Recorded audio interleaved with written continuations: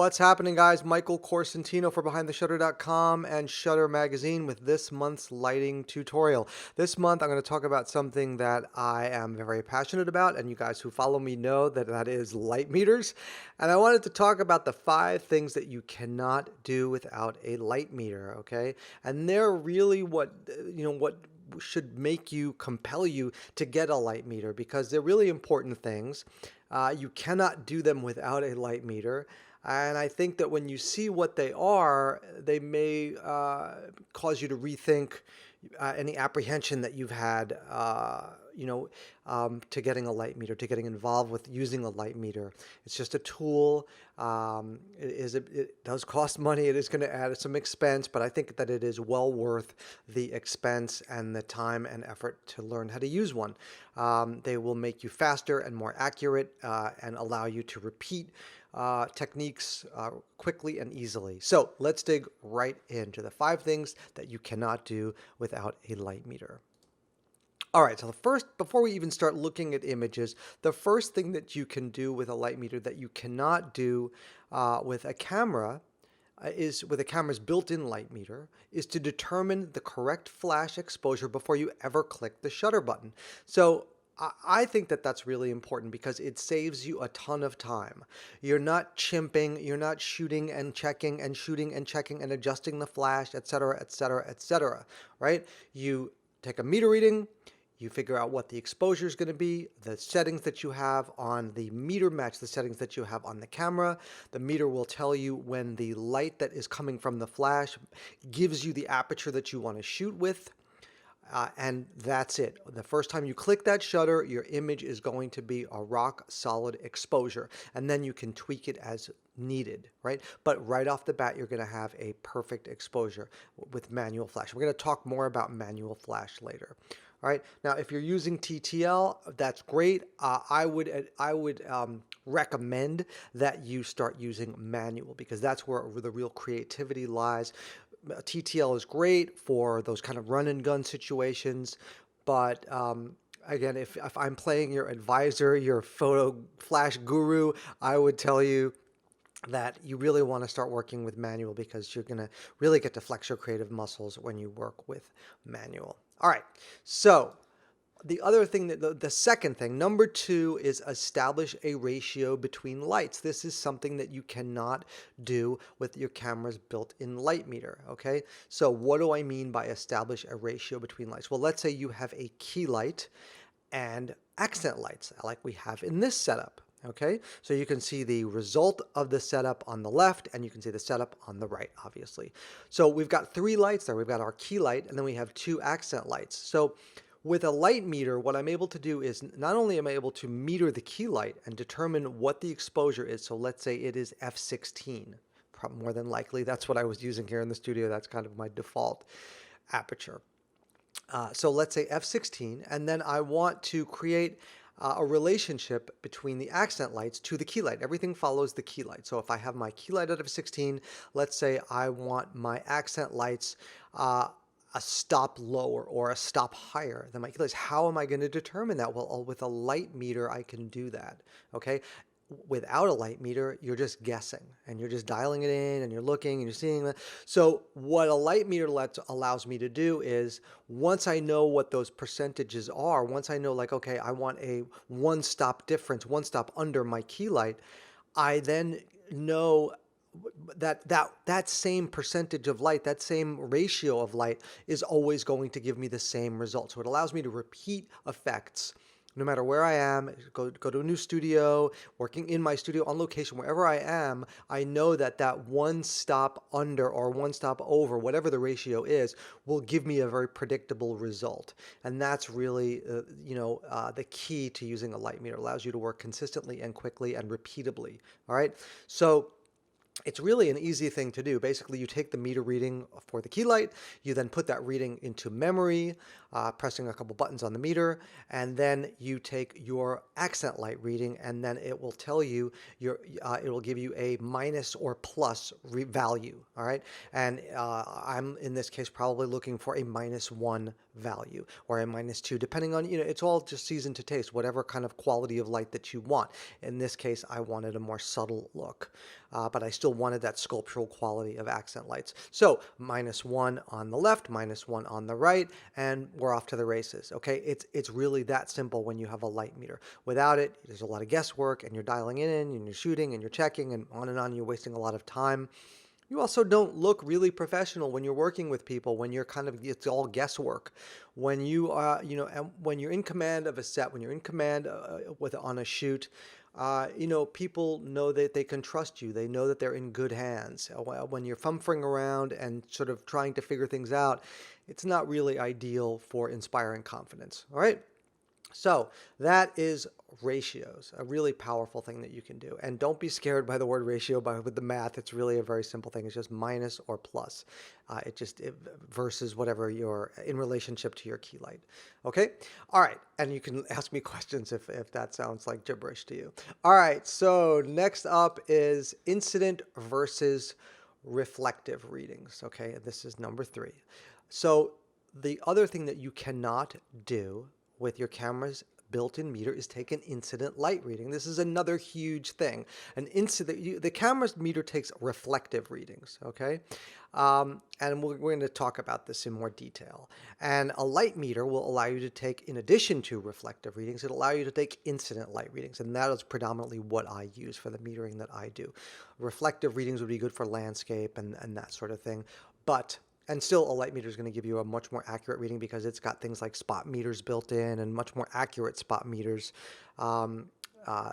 pinpoint spot meters than most cameras have, most built-in light meters.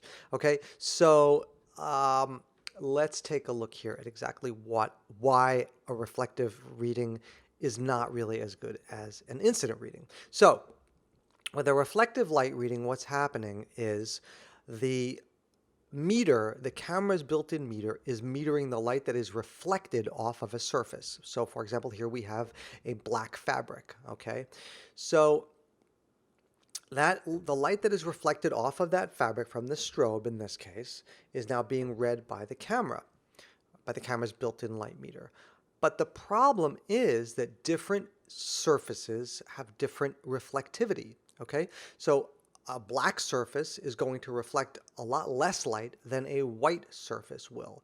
And that can trip up a camera's built-in meter, especially when you have these kind of next to each other. When you have very complicated backgrounds, very complicated subject matter, a bride and a groom, for example, in a black tux and a white gown, for example, can throw a built-in light meter off because it doesn't know what to read, what value to read. You don't have those issues with an incident light reading, okay? Incident light readings read the light that is falling on the subject. That's it. It's not the light that is reflected. So it's always consistent. It's always constant. There are no variables. Whether it's a white dress or a black dress, the light reading that you get from an incident reading is rock solid, accurate. You can count on it every 6 days a week and twice on Sunday. All right. So that's why you want to use incident metering. It's the bomb. All right. Next up is determining the percentage of flash contributed to an exposure. All right. So let's take a look at a couple of images and talk about. So with a light meter that will read a percentage of the flash, you can dial in the percentage of flash based on, with an ambient and flash situation, there's always a balance of light, right? So the ambient light in a ambient and flash scenario is typically the dominant light source, and then it's how much flash you contribute to that exposure that is going to create a more natural, balanced look, or a more flashy, poppy kind of, crazy, edgy look is the word I'm looking for. So based on when you know what that percentage is, again, like when we were doing ratios, you know that when I'm on location, I can just say, okay, I know that 20% flash is going to give me a really nice, soft, balanced look. Boom. And there it is. I know that 50% is going to give me that more edgy look that I love when I want something edgy. Boom. There it is. So a meter will allow you to do that really quickly and really accurately. All right. And repeatably. So let's take a look at a meter here. On the meter, you can see an area for percentage. This is the percentage readout right here. All right, so it's reading 100 now. That would not be ideal. That would be in a studio setting. If you were on location, you would want something less than that, obviously, unless you were trying to overpower the sun. Maybe you'd want 100%. But typically, I'm working at something considerably less than that. I'm working at 20% to 50%, somewhere in that range. Okay, and that is allowing me to create images like this really quickly and really easily.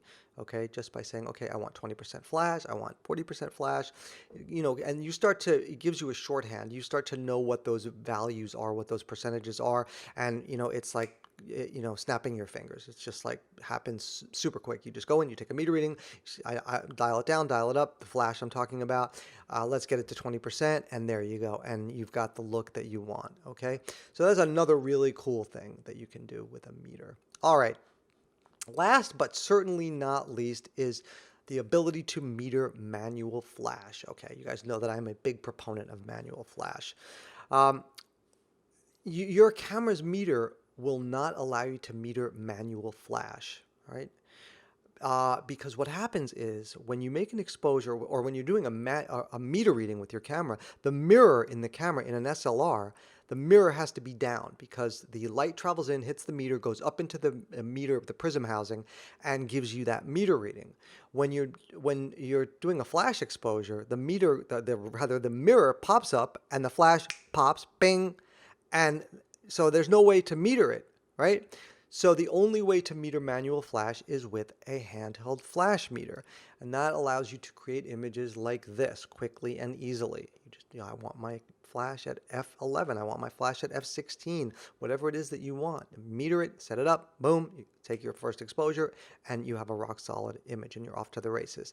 You can't do that with TTL. TTL is great, like I say, but I would always opt for manual in the studio. All right. Another thing that you can do with a handheld meter that you cannot do with a built-in camera meter, with a built-in meter, is meter a background. Okay, what if you want a white background like this? How do you do that? And you're using separate light zones. You've got a key light or two to light your subject, and then you've got a whole bank of lights lighting up your background. In this case, it was 4 lights, 2 on either side, left and right, bounced into V-flats, reflecting back onto the background. How do I know that the value of those lights is all even across the entire background? Well, absent a handheld light meter, you don't. You have no way of knowing. And again, it's a lot of guesswork, a lot of wasted time. With a handheld meter, you simply go and you take a meter reading anywhere from 6 to 4 to 6 different areas in a grid along that background, and you get them all the same, and you're good to go. All right. So that is my quick 5 things that you cannot do without a light meter video. I encourage you, as I always do, to look at light meters. I use the one in the opening slide here. This is their new 858. It does all sorts of really cool stuff. We've only touched on a few of the things that you can do with this light meter. However, you don't have to get the brand new fancy schmancy model. You can always get the older legacy version, the 758, which is a dynamite meter that I used for a lot of years. And you can pick them up on eBay for a lot less money. That is the L758DR from Sekonic. All right, guys, that's going to wrap it up for this month's video. I hope it's gotten you excited about using light meters, and I will see you next month here at BehindTheShutter.com and Shutter Magazine.